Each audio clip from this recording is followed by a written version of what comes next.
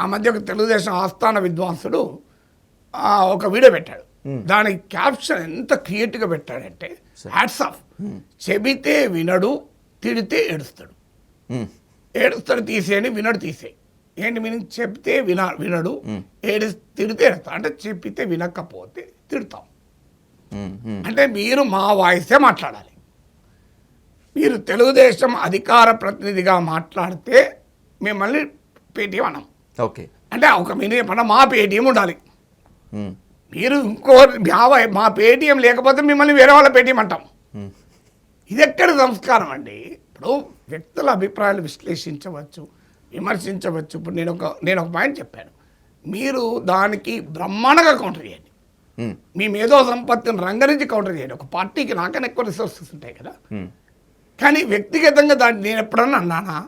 ఎవరి మీద మీరు వ్యక్తిగత ఇంతవరకు నా జీవితంలో ఎవరిని వ్యక్తిగతంగా అనలే, పొరపాటు అనలే. ఒకవేళ అన్న మరుక్షణం ఒప్పుకుంటాను. అనలేదు కూడా ఇంతవరకు, మీరు ఇంతవరకు అనలేదు. అవును అవును. సో అందువల్ల మీకు అంటే వీళ్ళకి ఏంటంటే మీరు మాతో ఉండాలి, లేకపోతే మిమ్మల్ని దాడి చేస్తాం.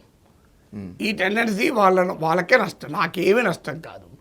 ఇప్పుడు నన్ను ఇలా దాడి చేయబట్టి ఎన్నేళ్ళైంది.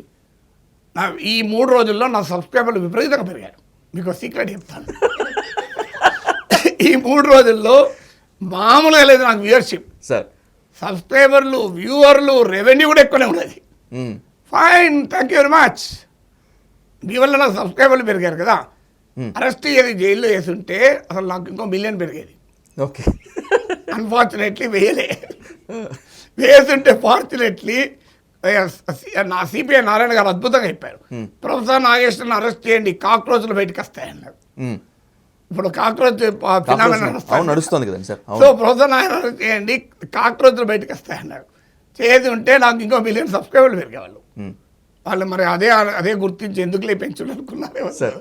ఇలా వాళ్ళ వల్ల నాకు లాభం జరుగుతుందండి ట్రోలింగ్ వల్ల.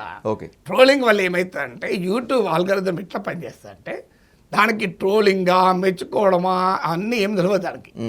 అది ఒకటి నువ్వు కొడితే యాక్షన్ అనుకుంటుంది, అది మిషన్ కదా. సో ఎక్కడ మనం ట్రోలింగ్ చేస్తున్న కొద్దీ అది మన వీడియోలో సర్క్యులేట్ చేస్తూ ఉంటుంది. సో మంచిదే కదా, benefited by them. Okay, so అందుకే వాళ్ళకి థ్యాంక్ యూ వెరీ మచ్ చెప్పడం తప్ప ఏమున్నది. నాగేశ్వర్ భయపడడు, టెన్షన్ పడడు, ఎంబరాసింగ్ ఫీల్ కాడు, సెన్సిటివ్ ఫీల్ కాడు.